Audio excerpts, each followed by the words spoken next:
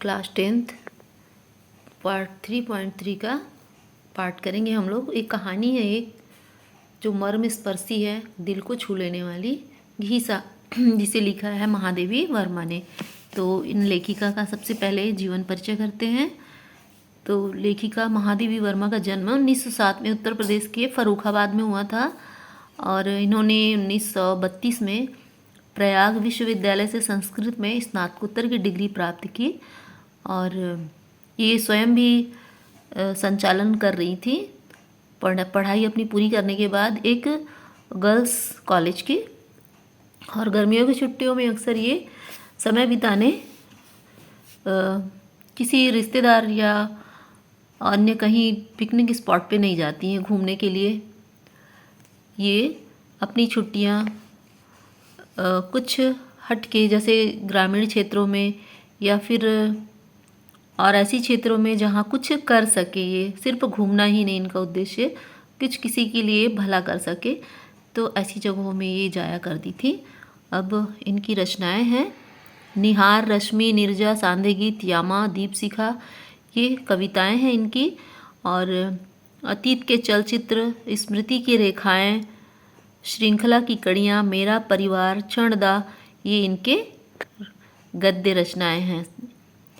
इन्हें पद्म भूषण अलंकार से अलंकृत किया गया। इसके अलावा भारत ज्ञानपीठ का अवार्ड मिला इन्हें, साहित्य अकादमी का अवार्ड मिला इन्हें, और आज के युग की, आधुनिक दौर की मीरा इन्हें कहा जाता है। तो अब हम पाठ शुरू करते हैं। तो इनकी कहानियों में अक्सर इनका यात्रा, कहीं भी जाती हैं या किसी से जो मिल के आती हैं तो वहाँ का संस्मरण जो होता है वो होता है। तो इस बार इन्होंने गर्मी की छुट्टियां बिताने गंगा के किनारे वाराणसी के पास झूसी नामक एक गांव में अपना बसेरा करती हैं और आती हैं सप्ताह में एक दिन यहाँ पर इस गांव में, अक्सर संडे के दिन, रविवार के दिन, और सारा दिन यहाँ वहाँ के गरीब बच्चों के पास बैठना, उनको पढ़ाना। तो वहाँ का इन्होंने अपने शब्दों में जो वर्णन किया है। और एक बच्चा है घीसा, जो काफ़ी गुरु भक्त रहता है, अपनी गुरु की आज्ञा का पालन करना, और एक अनाथ बच्चा है। इसमें कहानी इन्होंने अपने शब्दों में बयान की है। तो अब हम पाठ शुरू करते हैं। तो ये कहाँ का है? खंडहर नुमा एक गांव है जिसे कहा है कि गुड्डे गुड़ियों का जो खेल होता है, तो छोटे छोटे घर होते हैं जिसे कहते हैं घरौंदा। तो कुछ लिपे पुते, कुछ जीर्ण शीर्ण अवस्था में, और वहाँ की स्त्रियाँ, अब देखो गंगा के किनारे है और भागीरथी इन्हीं का नाम है, कुछ दूर जाके इनका नाम भागीरथी, जहाँ तपस्या किए थे तो वहीं।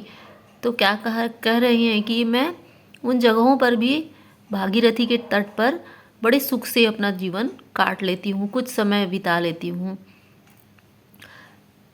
और इस गांव का जो वर्णन कर रही हैं, बहुत ही गरीब बस्ती थी जो वहाँ पर। तो कुछ जो औरतें थी रोज़ पानी के लिए गंगा जल भरने आती थी। गंगा जल तो नहीं, गंगा का जल ही उनके लिए हर दिन यूज़ की चीज़ होती थी, उपयोग की चीज़ होती थी। हमारे लिए गंगा जल घर में रखने की चीज़ होती है विशेष अवसरों के लिए, लेकिन वहाँ पर गंगा का जल गंगा नदी का पानी ही पीने, खाने, नहाने के लिए उपयोग में लाते थे। तो जो औरतें आती थीं, तो अब रोज़ जब देखती हैं हर दिन, तो कुछ को पहचान चुकी थी।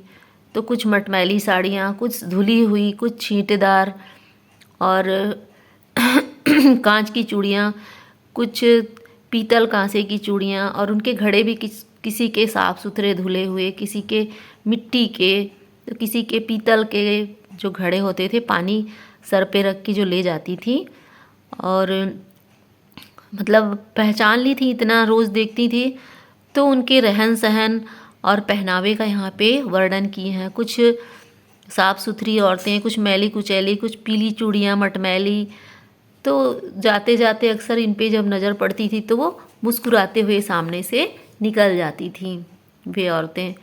और सबसे पहले क्या करती थी, जब आती थी तो मुंह हाथ धोती थी, फिर उसके बाद घड़ा भरती थी और सिर पे रख के फिर जो सिर पे एक कपड़े का गोल वो रहता है, इंडुरी जिसे कहा है, उसको रखती थी, उसके ऊपर अपने मटके, और आते जाते वो एक नज़र इनको देखती और आगे निकल जाती।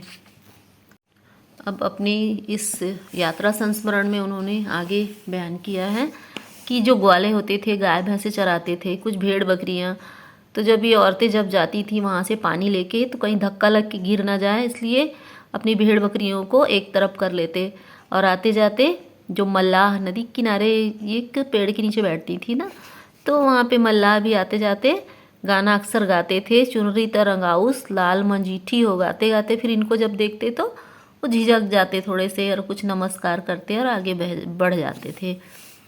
अब ये क्या की, उस गांव में जब पहुंची, पीपल के पेड़ के नीचे रुकी होंगी, तो कुछ अद्भुत सा देख के बच्चे, हमारे गांव में कोई नया आया है, तो सारे पेड़ के नीचे इकट्ठे हो जाते हैं, इनके नीचे, इनके आसपास में। तो वो क्या, अब उनको लगता है कि यहाँ पे कोई स्कूल नहीं है, कुछ नहीं है, तो अब चलो मैं खुद ही यहाँ इनको कुछ शिक्षा दे देती हूँ, इतने समय रहूँगी तो इस समय का अपना उपयोग कर लेती हूँ और इनका भी भला हो जाएगा।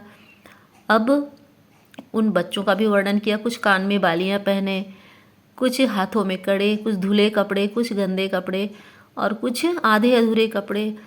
तो वो शहरी भी कुछ लग रहे थे और कुछ ग्रामीण बच्चे, और वहाँ के बच्चों का ये वर्णन किया। अब अपने स्मरण को इन्होंने आगे लिखा है कि वो गोधूली, मतलब शाम का जो होता है, गायों की, जो जानवरों के पैरों की धूल उड़ती है, उस समय को गोधूली बेला बोलते हैं। शाम को जब अपने घर लौटते हैं जानवर, तो संध्या की सुनहली आभा, शाम का जो सूर्य होता है उसका कलर बहुत ही खूबसूरत होता है। तो ऐसा लग रहा था कि इतने खूबसूरत समय पे अंजन की मूठ, मतलब हल्का अंधेरा, अंधकार उस पर छा रहा था। अब जो उनका नाव वाला था, जो लाना ले जाना करता था, वो थोड़ा सा चिंतित होकर देख रहा था। और जो इनकी भक्तिन, आगे आप किसी पार्ट में पढ़ेंगे, भक्तिन का, इनकी सेविका थी भक्तिन, तो उनके बारे में भी इन्होंने एक लिखा है लेख। तो भक्तिन जो थी, इनकी जो चिंता करती थी, तो इन्होंने इसमें जिक्र किया है कि वह सेविका से अपनी अभिभाविका मानने लगी थी, क्योंकि लगभग 10 साल काम करते इनके पास हो चुका था, तो पूरा अधिकार समझती थी। तो वो भी देख रहा था कि महादेवी वर्मा को अभी तक आई नहीं, शाम हो रहा है, अंधेरा होने वाला है, और ये भी कापी किताबें इनकी समेट के वो नाव में रख रही थी।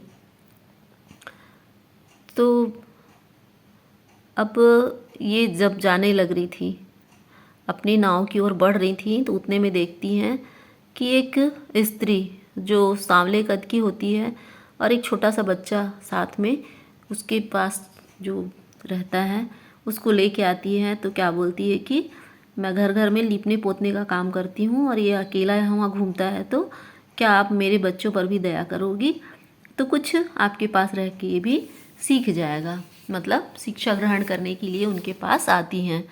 अब दूसरे इतवार को, संडे को, अब सबसे पीछे आता है और बच्चे को जहाँ सिखाती पढ़ना तो पीछे बैठ जाता है। अब वो रहता है घीसा।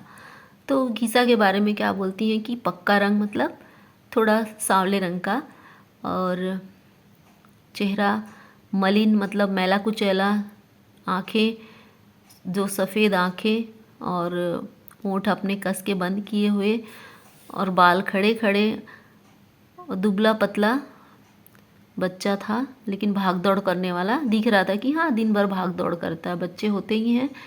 लेकिन उसकी आंखों में अजीब सी जिज्ञासा थी, उसे सीखने की बहुत ही जिज्ञासा थी कि मैं सारी विद्या सीख लूँ।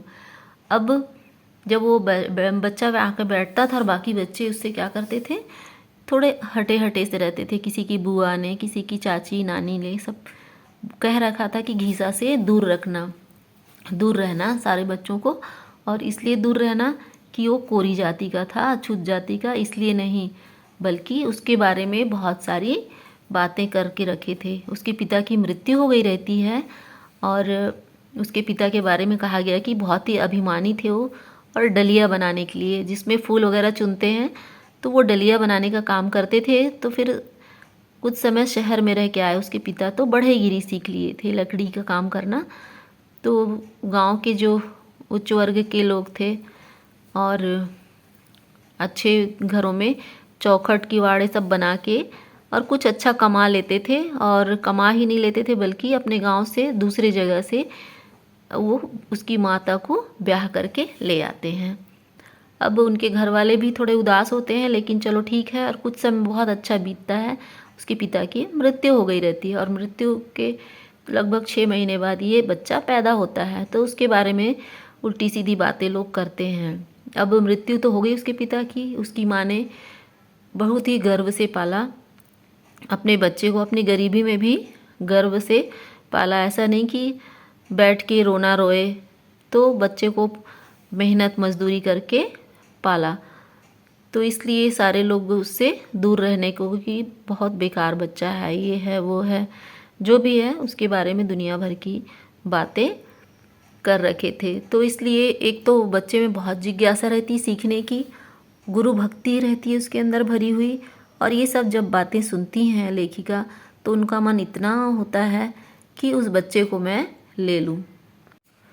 उसकी माता से इतना सीखने वाला बच्चा है तो मैं ले लूँ, लेकिन फिर सोचती है कि ये अपनी माता का एकमात्र सहारा है, ये कहाँ से उसकी माँ मुझे देगी।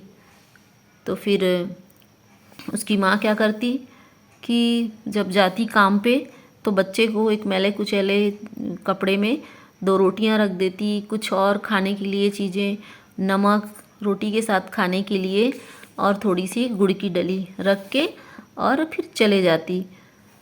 तो घीसा का नाम घीसा कैसे पड़ा, तो इसके बारे में भी है कि उसकी माँ, उसके पिता की तो मृत्यु हो ही रहती है और इस बच्चे को फिर ले के और काम पे जब जाती है तो एक किनारे उसको रख के काम पे जब जाती है तो वो बच्चा जब थोड़ा सा मतलब होता है 4-6 महीने का तो पेट के बल हो जाता है। उसके बाद जब 8-9 महीने के बच्चे होते हैं थोड़े घिसटने लगते हैं, तो बच्चा भी घिसट घिसट के अपनी माँ के पास आ जाता था। तो इसके लिए उसको नाम से ही घीसा बुलाया जाने लगा था।